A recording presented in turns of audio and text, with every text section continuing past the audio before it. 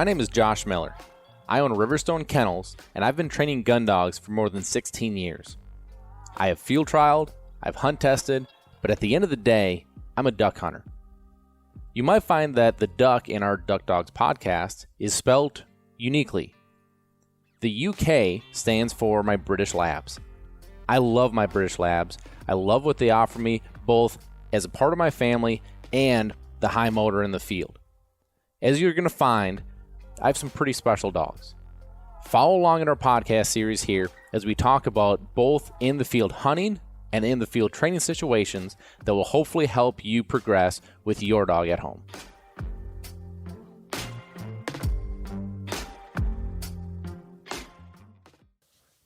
Welcome back to another episode of Duck Dogs, everybody. I'm Josh Miller. I am your host for the show. And before we dig into it, let's make sure we take a minute to thank our sponsors. So thank you to Eukanuba Premium Performance Sport 3020. That is the blend of food that my dogs are on. And love that food. And the new Puppy Pro, we are seeing pretty dramatic benefits from that food. So go check them out, www.eukanuba.com. Thank you to Sitka Gear. Sitka Gear is not only your premium hunting clothing, but also your everyday gear, as I'm sitting here in my Sitka shorts that I'm finally able to wear, as it's about 80 degrees here today in Wisconsin. So go check them out, www.sitkagear.com. Thank you to Gun Dog Supply. Gun Dog Supply is your one-stop shop for all of your hunting and training needs as it pertains to your gun dog. So great people, great company. Check them out, www.gundogsupply.com. And also thank you to Lucky Duck. Lucky Duck is a 5-star crash test rated kennel, both in the intermediate and in the large sizes. And so no matter what size your dog is, it is the safest way for your dog to travel. So go check them out. Also check out the fan, especially as we head into summertime.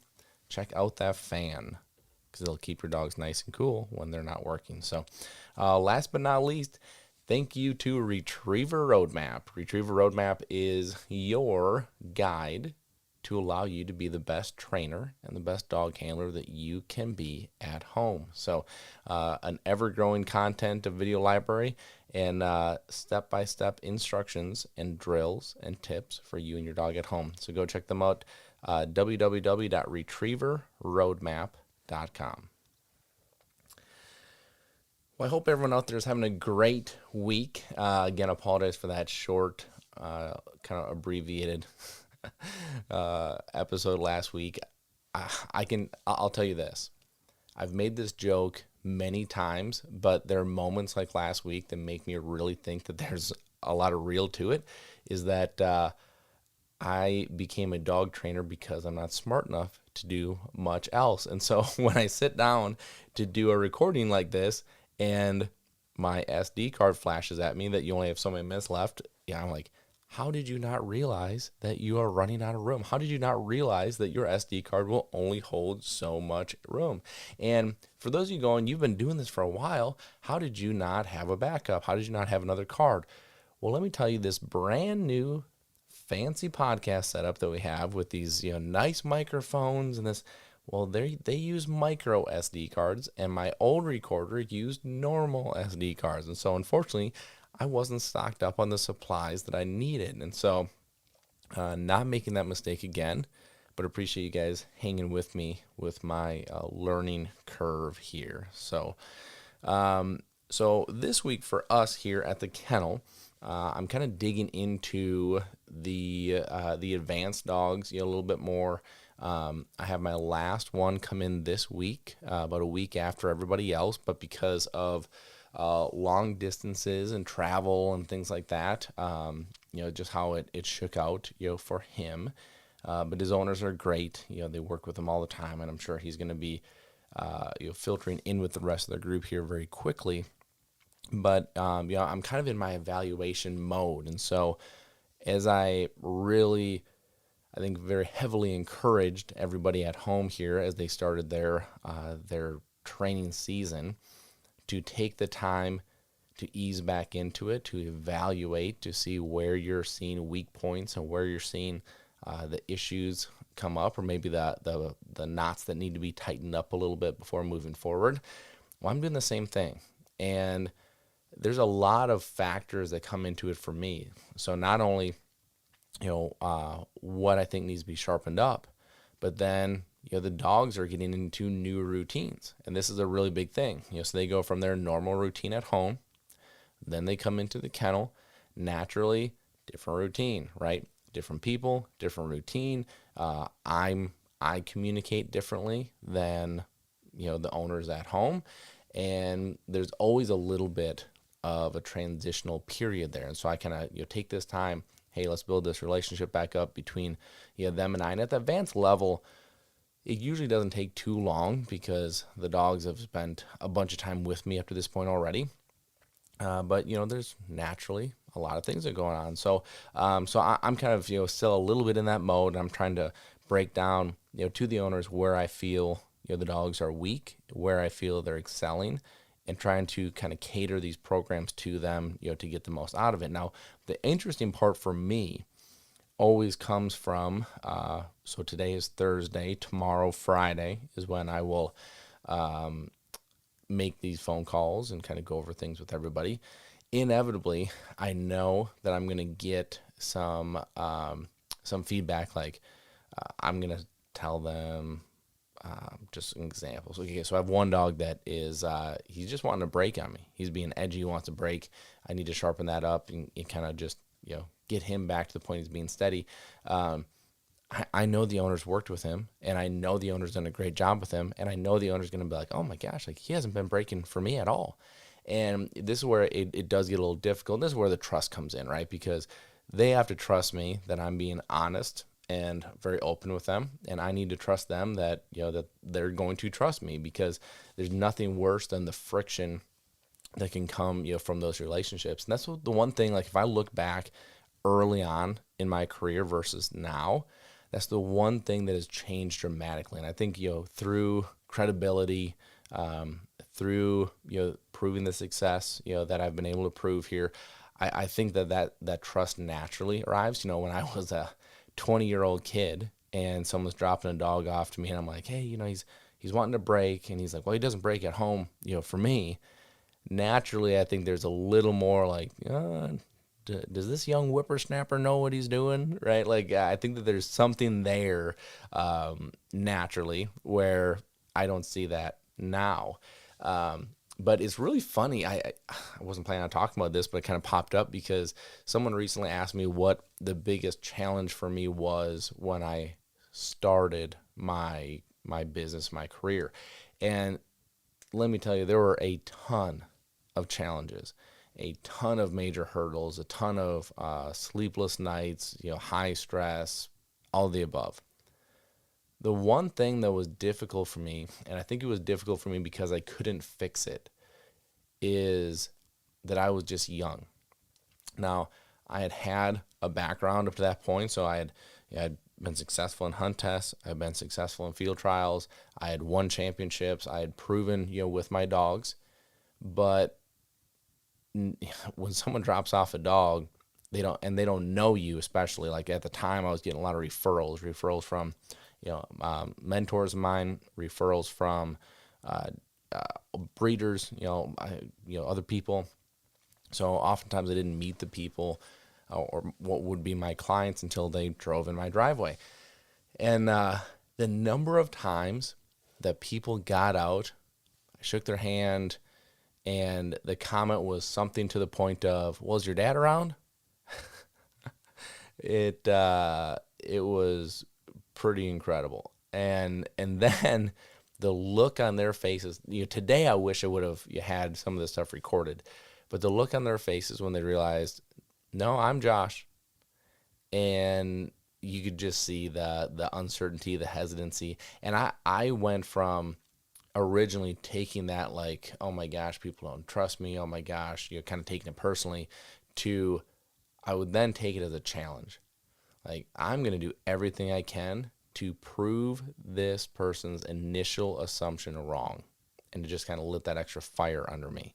But it was really, kind of looking back on that, naturally the trust isn't there. And I'll tell you, with now, like fast forward to today, now because the trust is there, it makes life so much more enjoyable because I can have very open conversations. I was always honest, but it's not always perceived, that way on the other end, depending on where your mind's at. So now when people know that I'm going to be open with them and know that I know what I'm doing and know that I have the background and know all these things, it's just easier, for that acceptance and that open conversation. And, for us, relationship is everything. So it's a really big deal and something that I think is kind of fun as I look back and reflect on some of that stuff. But yeah, so these phone calls are going to be coming up, and I somewhat dread the phone calls just because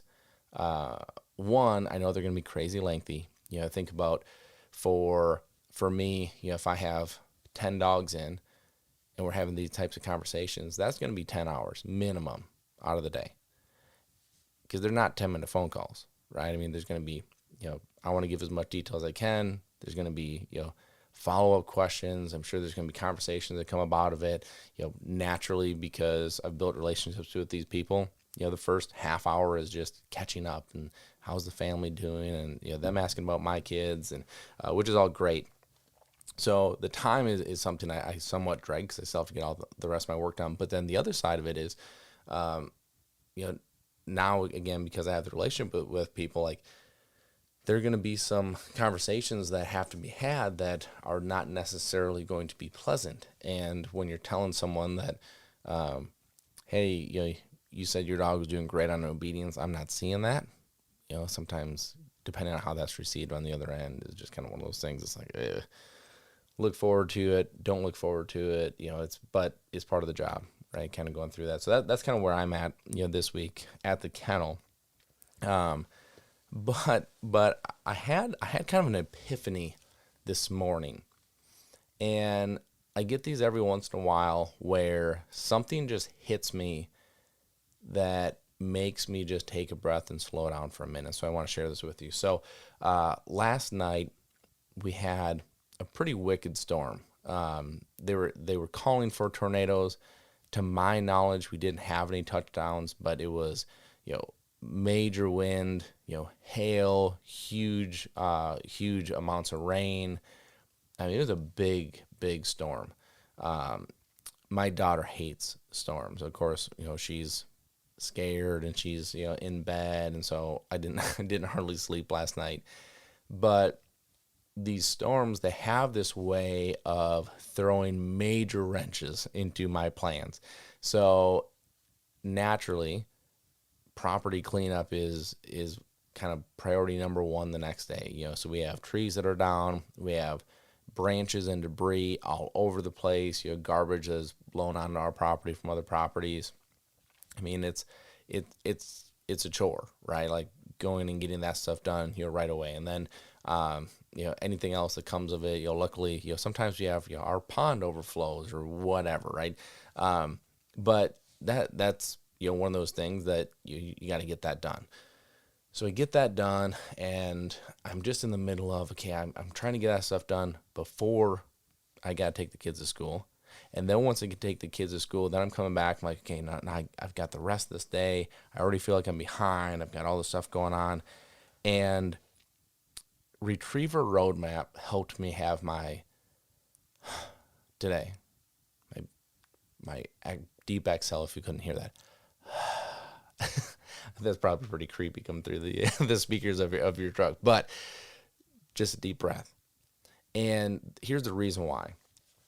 So Retriever Roadmap, as many of you know, has been a project of mine that I've been go on for the last few years. It's been really big on creating, on building, on filming, on editing, on getting the web designed, on, now that it's out, now it's spreading the word, and it's, helping people that are going through this. So that means phone calls and emails and messages, and it's all great stuff, right?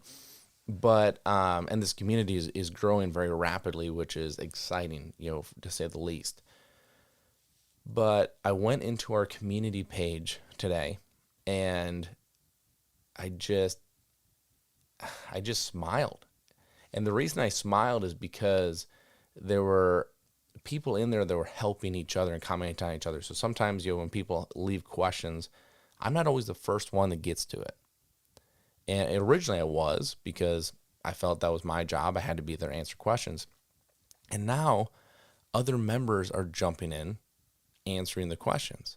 And so there was one in particular about the trained retrieve. And, trained retrieve, for those of you that don't know, is kind of my approach to what would be the kind of old school style force fetch. I just don't believe that you need to have a super heavy, hard-handed, high pressure, approach to most of these dogs nowadays.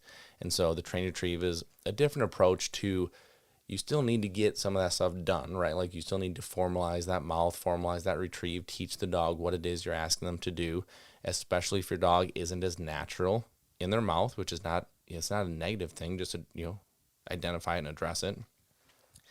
But that's the one part of the program that I really drug my feet on. Do I include this or not? I wanted to include it because it's what so many people need help on. And so many people naturally, you don't like, that's not something that normal people know how to do. It's a in-depth process. It's lengthy. It's intimidating. But I was so nervous about people going too fast and not taking the time. And the first couple pieces of feedback I got off of it, it was just that. It was people going super fast. The questions came from, hey, like I'm on, step 9 of this, and I'm hung up, and I'm like, wait a second, like this posted 2 days ago. Like you shouldn't even be through step 1 yet. Right. And so I was frustrated off the bat, and I was going, oh my gosh, like this is exactly what I wanted to avoid. I didn't want people rushing. I didn't want people flying through this. Like I say it in literally every video, every single video through the trained retrieve. You need to go slow. You need to take your time. You need, if you think you have it, take 3 more days before moving on and make sure you have it. Right. And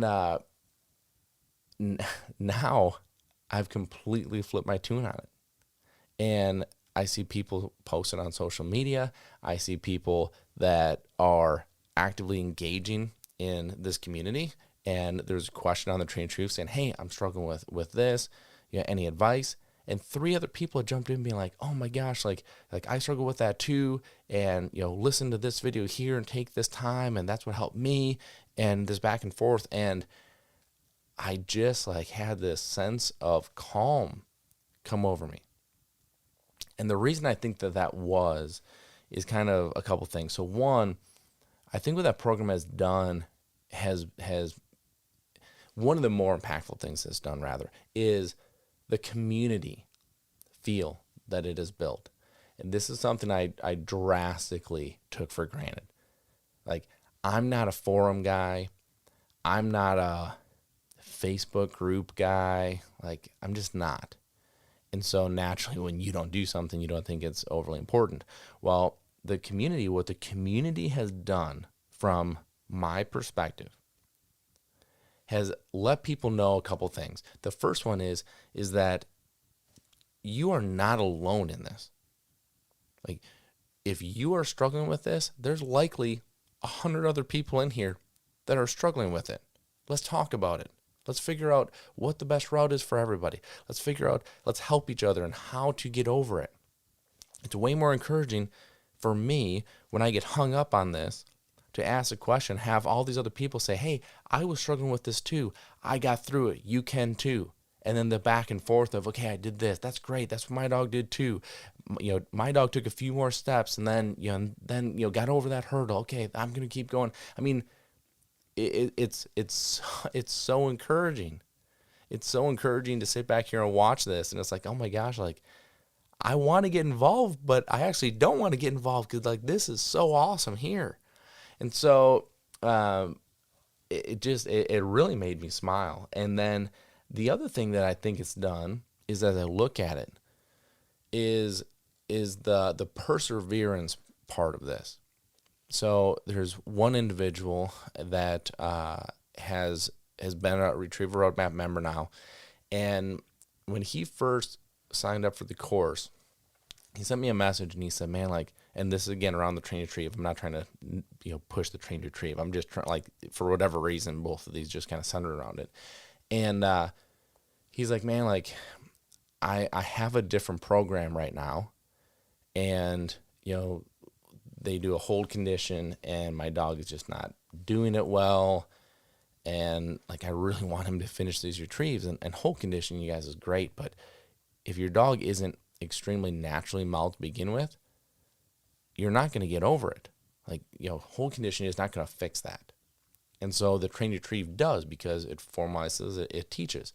And so I think perhaps he was a hair skeptical, because he already had a program, he already had an investment, he already had the time. And sometimes it's frustrating, or it can be tough to deviate from that, right? Like, redirect from what you're doing and try something different.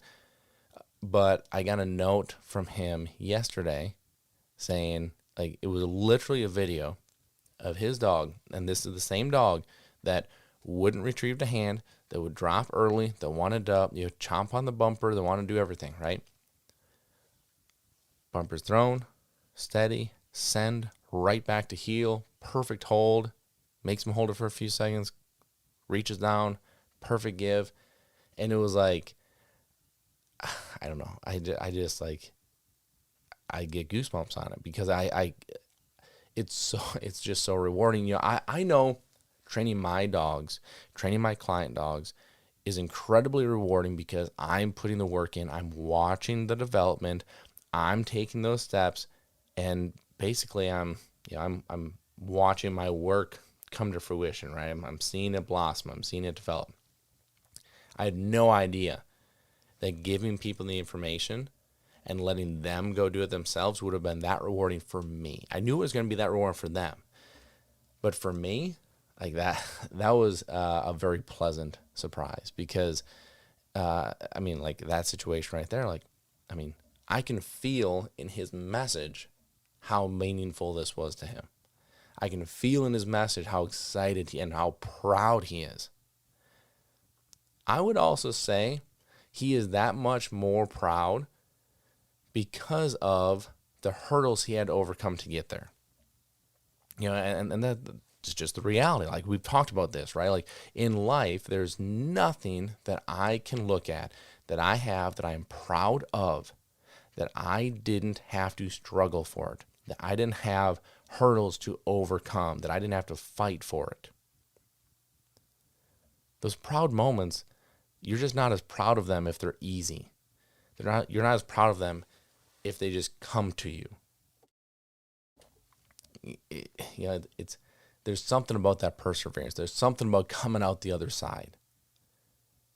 Like, this individual here, and the only reason I'm not saying his name is because I didn't talk to him about it, that I would be potentially talking about it here, but I would have to admit, or I would have to say that he would admit the same thing, that he is that much more proud of this accomplishment, having gone through all the issues that he had to take to get here. But it's really, really a neat thing. It's really a neat thing. So with all of this, again, I'm just like, I'm breathing in your speakers again. It allowed me to take that breath. And so, it was last night. Last night I was just kind of like, I actually don't do this very often, but I was just like scrolling on Instagram. And one of the things that I've done on my Instagram is I've just taken off basically everything I don't want to see. I have my business accounts. I have my motivational accounts. Very close people to me. Everything else I just completely take off my feed. I don't look at it, because I think that's where you get sucked into this mindless scrolling. I don't like that. And so one of the things, so I don't know if any of you listen to Steve Harvey, but I always thought of Steve Harvey as like the Family Feud guy. Like he's he's the host of this show, and yeah, he's funny and all this stuff. But if you have ever listened to some of the stories that he has and some of the incredibly inspirational things that he says, I would encourage you, to, even if you're not a Steve Harvey fan, I would still encourage you, go listen to some of that stuff. Like it's really neat stuff. And so I just wanted to share with you, there was something that a mentor of mine in the dog, well, he's retired now, but in the dog business, and he told me something a long time ago that for whatever reason just always stuck in the back of my head. And what he had told me was that you cannot get exceptional results from doing normal things. You cannot get exceptional results from doing normal things. I'll tell you where I'm going with the whole Steve Harvey thing here in a second. But that holds true in every aspect that I have ever found in my life. If you're not willing to make the sacrifice, if you're not willing to dig in, if you're not willing to pin your ears back, if you're not willing to go the extra mile, to jump out of your comfort zone, you cannot expect exceptional results. I have an extremely good friend of mine who is a dog trainer, who works for another kennel, is a great person, is a talented trainer, is extremely overworked, underappreciated, and wants to start his own kennel in the worst way. Talks about it all the time, messages me on a regular basis about kennel designs, kennel properties, locations where he should move, all stuff. He's never going to do it. And I've told him this. He's never going to do it because it's hard to take that big first leap. It's difficult to hold your breath. You don't know how deep the pool is, but you're jumping in.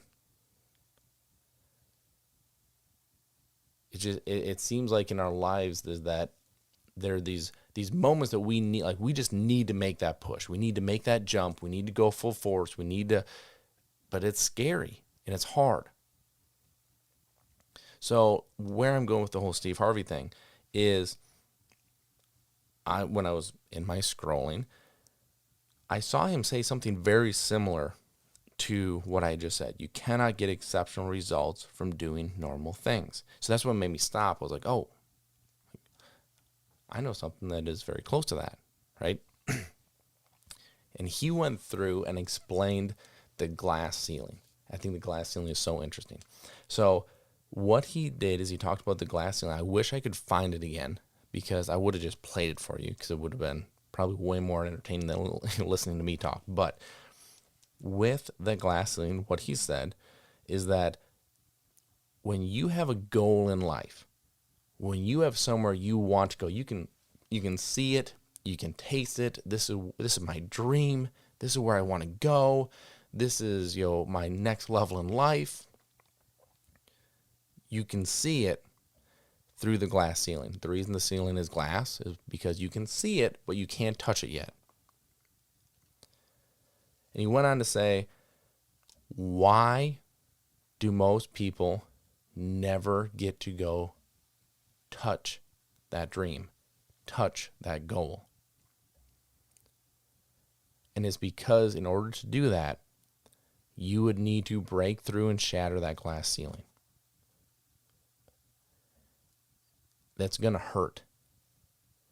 You're going to get banged up. You're going to get glass in your eye. You're going to get your hands cut up, your face cut up. You're going to get hurt.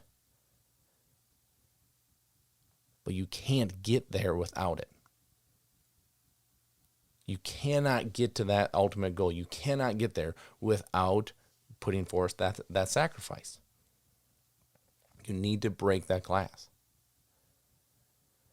And so how this kind of wraps back into the dog training side of it is that I am being so encouraged by all these people that are out there wanting to go get more. They're not okay with having their dog that is the liability of the group, that is breaking, that is out of control, that is just there to be there.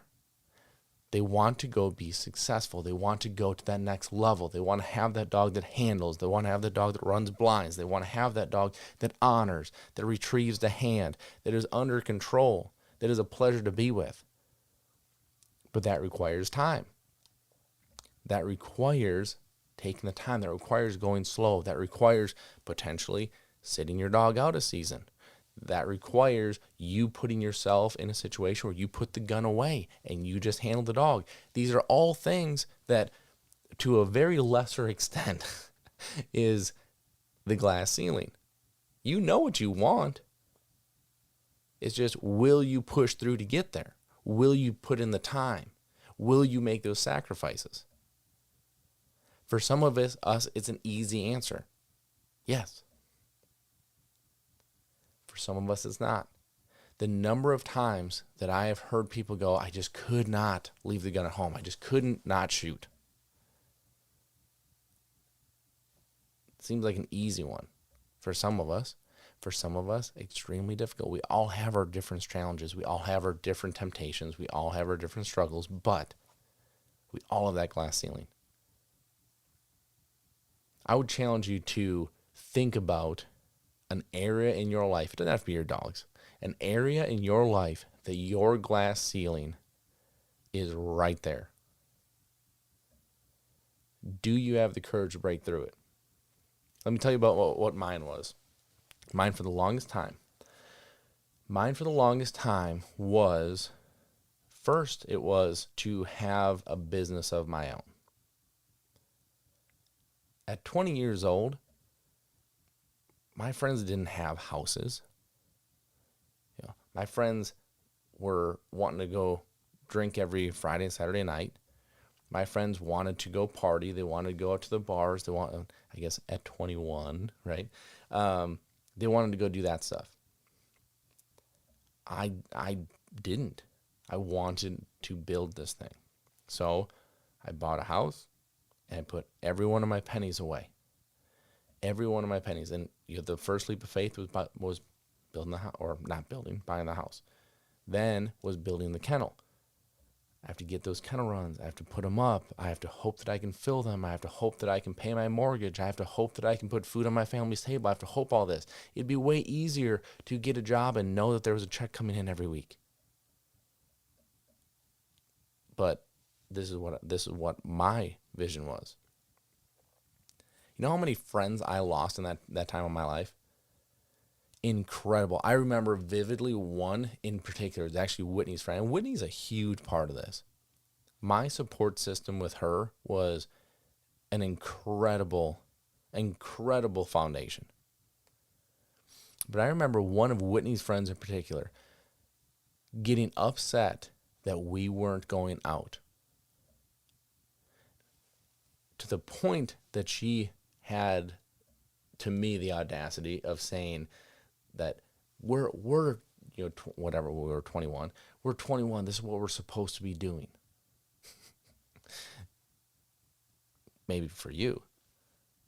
But that same individual right now is working a job she doesn't like, is still just dragging through the week to go party on Friday night and Saturday, to dread Sunday because Monday is the next day, to go through it all over again. Like, that was our first class. And the second one was buying the property that our kennel sits on today. This was probably my biggest one because I knew where I wanted to go, but I was comfortable with where I was. Like, at the time, I think when I left the old kennel, we went from 6 runs to 8 runs to 12 to 16. And I left at 16 and built what we have today. And the property So at that time, you know, business is going well. I have a full-time employee. You know, we're comfortable, but I still had a truck that didn't run on a regular basis, right? I wasn't going and buying, a boat. I wasn't going to buy, all this stuff that I just feel like, these material things that people are so infatuated with getting because it's like a status thing, right? I didn't. All of my pennies went to this account that I completely cleaned out, 100% cleaned out when I bought that property. That was my glass ceiling moment because now you're not comfortable anymore. Now you got to go make this thing work. The vision was there, and fast forward to today, the absolute best thing I ever did. But it hurt. I might at some point, I might not, but I might at some point share some stories, through that process on here because incredible life lessons, incredible. I just think it's an incredible story when you kind of look at the hurdles that we had to overcome kind of during that time. It was very, very intense, very interesting, and stuff that outside of Whitney, no one really knows because we just kept it to ourselves. I mean, it was our hurdles. It was our fight, not fighting between her and I, but our we had to overcome it together. And so really interesting stuff. But the glass ceiling is a real thing, and I just felt so moved to share that with you guys because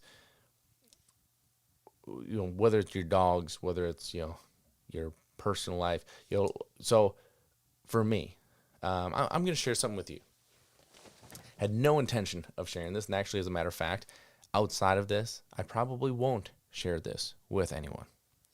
But since I'm challenging you, I might as well put my money where my mouth is and step up myself. Okay, so this year, I wanted to do something that challenged me and pushed me and made me get better at something that I was just not good at. Okay. So I ended up with 2 of them. And so if I'm not busy enough, it seems like, I am carving out the time to get better in these areas, and I have goals. So the first one is golf. Being a baseball player growing up, I was forbidden to touch golf clubs. I was told that it would ruin my swing. I was told that my muscle memory would be wrong. I'd pop everything up in the air, blah, blah, blah, blah, blah. So I just never golfed. Well, after I got done with school, got done playing ball, and kind of started my career, my initial thought was, well, I'll start golfing because a lot of my clients probably golf. It's something I can go do with them. And I was terrible at it. Could hit the ball a mile, but as far as it went out, it went that far right as well. My slice was just unbelievable. And I quit. It wasn't fun for me. I was like, I don't have time. Excuse. I don't have time for this. I don't have time to get better at it. It's just not my thing, right? And I made every excuse in the world. Well, I'll just fish more, or I'll do this. None of that actually happened. I was just making the excuse of why I wasn't going to go get better at this. So I'm pushing forward, and I'm going to get better at this. And so I just started this week where I went out, I got a set of clubs, I made sure they were fit to me, so I knew I had no excuse that way. I wasn't getting a men's set off the Walmart shelf that wasn't going to fit right where I could make excuses. I have no excuses. I just need to get better at it. So I'm working on, I've only been at the range a few days, but yesterday was a big day for me as far as like I started to see some correction, right? So I'm working on my form. I'm watching YouTube videos. I'm watching, like if I'm in my garage, actually, I've never watched the Golf Channel ever. And sometimes I'll have a Golf Channel just on in the background, just like I want to get better at this. And it's starting to work already. And so I'm not playing yet. I'm just at the driving range, but I'm watching myself get better, and I'm watching how every little piece and every little time I practice, I can make these adjustments and I can make these baby steps into what I'm hoping is a better end result. So that's one. Two is the one that I've been kind of keeping a secret. And I've been keeping it a secret intentionally. One, because I guess it's just not anybody's business. But two, it's a very personal thing, for me. And so when I was growing up as a little kid, I loved rodeos. Loved rodeos. I loved the bull riding. I just loved everything about it.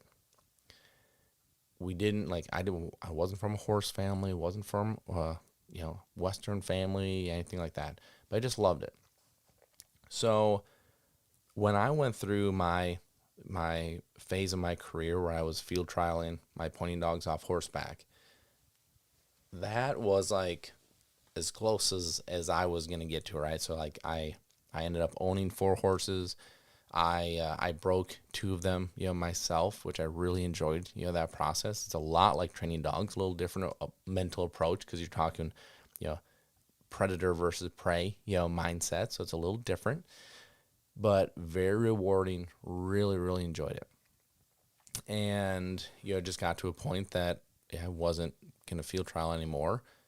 I didn't want my boys to become pasture ornaments, and I gave them to a different field trial family. Great people. They love them to death. My boys still get to do what they want to do. Win, win, win. But then my daughter, who was just recently born when we got rid of the horses, I have a couple photos of her as a tiny little baby. I had one little horse. He wasn't little, actually. But I named him Little Man because when I got him, he was a young colt. He was a little man, and he grew up into just a beautiful horse. And when he left me, no one had ever ridden him but me because he was my baby, he was my project, and we did everything together. And so I have a photo of Ava as just this little baby, and Little Man. And so it was soon after that they went to their new home. So as I looked at that, like that was kind of fulfilling somewhat of a dream for me because of what that provided. I got to travel with the horses. I got to see all these new areas in this new country. I got to incorporate the dogs into it. It was great. But as Ava grew up, Ava's 3 now. She has an infatuation with horses. Loves horses. And so through that time, my horse vet, when I had horses, he lived right down the road from me. He has a big equine veterinary care center over in Minnesota, but he lives not far from me. And so when he would come, whether it was, give my horses shots or do anything they need to do, I was always his last stop on his route because he was right next to home. So it was always in the evening. I'd always make sure, I had a couple beers, there so we could, chat on his tailgate and, talk about whatever. He was always so interested in the dog stuff. I think for him, it was same thing that horses are for me, right? Like horses are my breath because it's away from my job, but it's still close enough to my passion that it's real easy to get into. And I think for him, the same way. And so we got to be, pretty good friends. So I get rid of the horses. I don't see John, who's my vet, for a number of years. And just in the last 10 months or so is when Ava's really gotten in the horse thing. So I called John, I'm like, hey, would you mind if I just bring my daughter over just so she can see the horses? She's, she loved, for whatever reason, my daughter from the time she was probably 1.5. She loved, didn't want to watch cartoons, didn't want to watch SpongeBob, didn't want to watch Mickey Mouse. She wanted to watch the PBR. We literally had every PBR event recorded on our whether it's Hulu or TiVo or we have so many of these dang things. I don't know what all we were watching at the time, but we had them recorded and we'd watch these same events over and over and over and over and over again. She loved it. So took her to her first rodeo. She loved that, but she loved the horses even more than the bulls, and so that's what led to this. So I called John. I'm like, hey, would you mind if we just come see the horses? Oh, absolutely. So we go over to his place. Again, it's just right down the road. And, Ava gets to, learns how to give the horses treats and loves petting them on the nose. And, just like this shy little girl, all of a sudden is very confident. And I love that. So we did this often. Well, then there was one of his old horses that he's like, hey, do you want to ride her? Which leads to her riding, which leads to, me ponying her around, and she loves every second of it, and it's just, it kind of morphed into something. So where I'm going with this is John is a big roper. So, calf roping, calf tie down, heading and heeling, like he does all that stuff. And so one night we were over there, he was practicing. He and his son. His son's, I think, 18. I think his son currently is the number one high school roper in Minnesota, I believe. If he's not, he's right there. So anyway, we were there, and I was kind of watching him, and he just made the comment. He's like, "You think you could do this, Josh?" And I was like, "Wow." I was like, it's funny. It's funny because I've loved rodeos, and I, as a kid, that was my dream was I wanted to go compete in a rodeo. I wanted to be a bull rider. That's what I loved. But I was like, the older that I get, the way less intelligent that sounds coming out of my mouth. And so I'm not going to ride bulls, right? But I was like, this is kind of interesting. And so he gave me an old rope, and he's like, why don't you go home, just swing this around and practice a little bit and, see what you think. John doesn't understand how obsessive of a personality I have. And so I saw this as like, hey, maybe this could be something. This would kind of be fun, right? So I took it home, and much like golf, much like my golf game, I was freaking terrible at it. I couldn't understand how they even kept the loop, let alone how do you swing and how do you throw and how do you actually hit what you're aiming at? Like, what in the world? So I turned to the internet, and I turned to videos, and I turned to instructional, articles, and I turned all this stuff. And for the next few months, I practice this. If you, those of you that, there's not many of you, but those of you that hunted with me this year, you guys know because I traveled with a roping dummy, and I would practice while we weren't hunting. I was going to get better at this. It pissed me off to no end that I was that bad. I mean, it was embarrassing, and it just irritated me, and to where I'm like, you know what? I'm going to get better at this. So I'm doing this. I kind of do this over the winter, and periodically we'd still go out to John's, and he's just so busy. I didn't see him much, and so this is probably a few months, after he had given me the rope, and we were there with Ava, and he was feeding. He was on his tractor, and he's feeding. And, he's driving by. I'm like, hey, John. He's like, hey, Josh. He's like, you've been swinging that rope? And I'm like, yep. And he literally, he stopped the tractor, and he shut it off, and he's like, you have? And I'm like, yeah, I practice daily. And he's like, are you serious? I'm like, yeah. And he's like, well, go show me.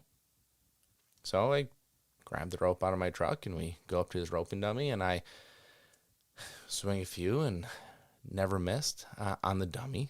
And he's like, oh my gosh. And I'm like, did you think I wasn't going to do it? He's like, Josh, everybody says that they want to do this because it looks cool and it looks fun, but nobody actually ever does. And he's like, and you look really, really good. And I'm like, well, thanks. Well, I literally practice every day. And he's like, all right. So then he starts now he's like, oh, he's serious, right?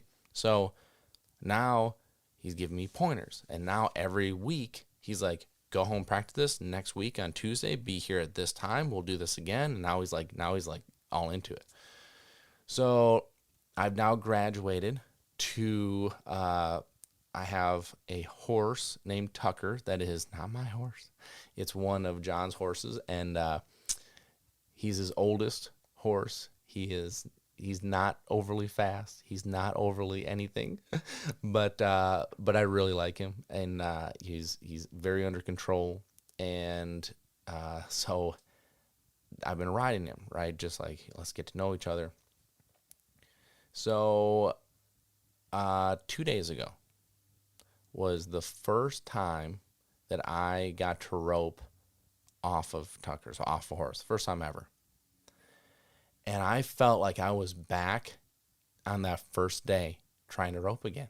Like, it was like, it was so different. I mean, you're going 100 miles, like as fast as that horse can go to catch up with that calf. And you're trying to keep your form. You're trying to stay level. You're trying to make sure everything is right? There's so much going on.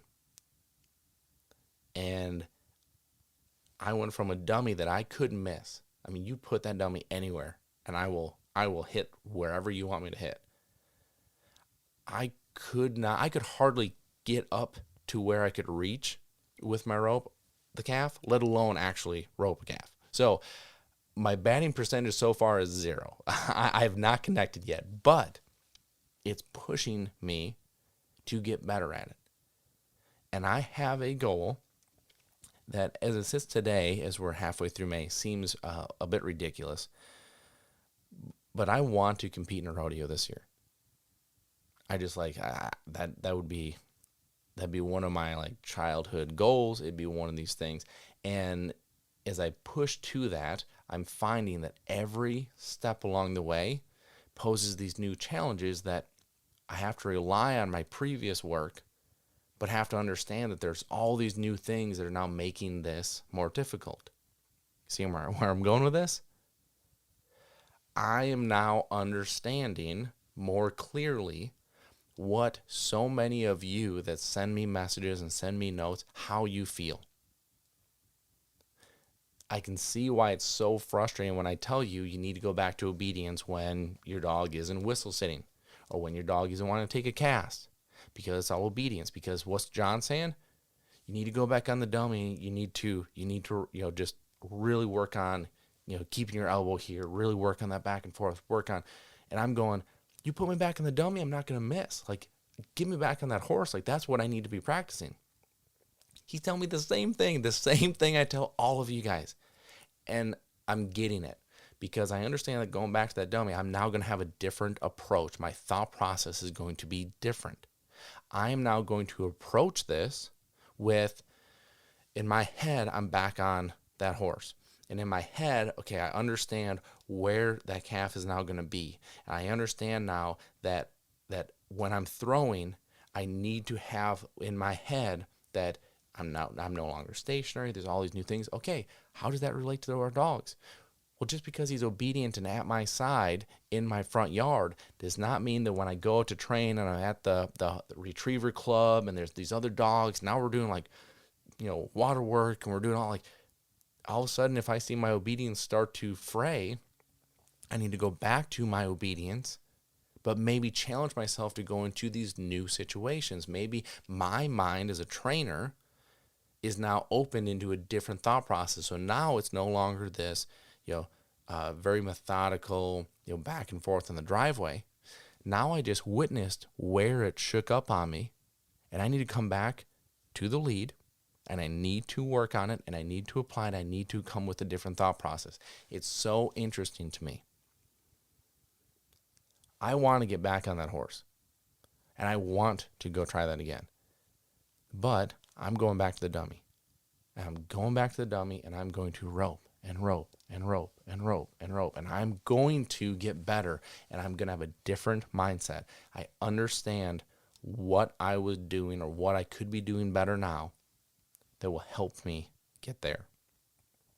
There's so much new when you get on that back, and there's so much new when you put yourself in these new training situations.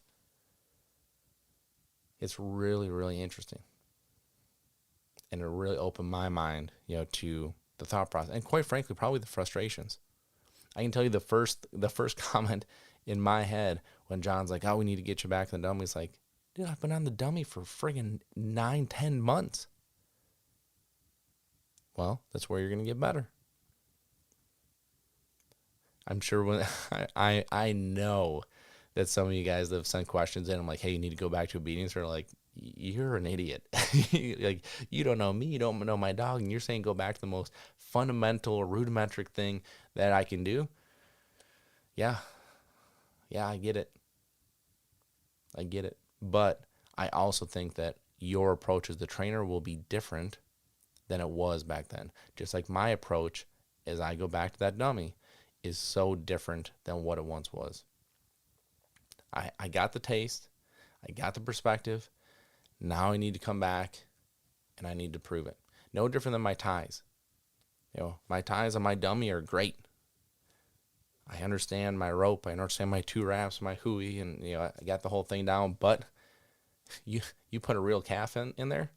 Yeah, I took a hoof right between the eyes here a couple days ago. My dummy doesn't kick me. Different approach. And now I go back to my dummy and go, oh, that's why my hand needs to be here, so I don't get cue balled. It's been a fun process for me, but I am going to get better at it, and I am going to get good enough to compete, and it is going to push me. It might not be this year. That's my goal, but it might not be this year. If I have to wait till next year, I have to wait till next year. But whenever I go, I'll be ready. It's really interesting. Well, I hope you guys have a great week. I hope you guys have a great weekend. I hope the weather is well where you guys are, and I hope you guys are taking advantage of your training season. Put yourself mentally where you have to be. Think about that perspective. Think about those struggles. Come back to the basic stuff and approach it the correct way and get better. So, hope you guys have a great week, and we will talk with you next week. Thanks for listening. Be sure to follow us on Facebook and Instagram. Leave us a review on iTunes, and a special thank you to DUK, because without them, we couldn't do what we do here, bringing this information to you.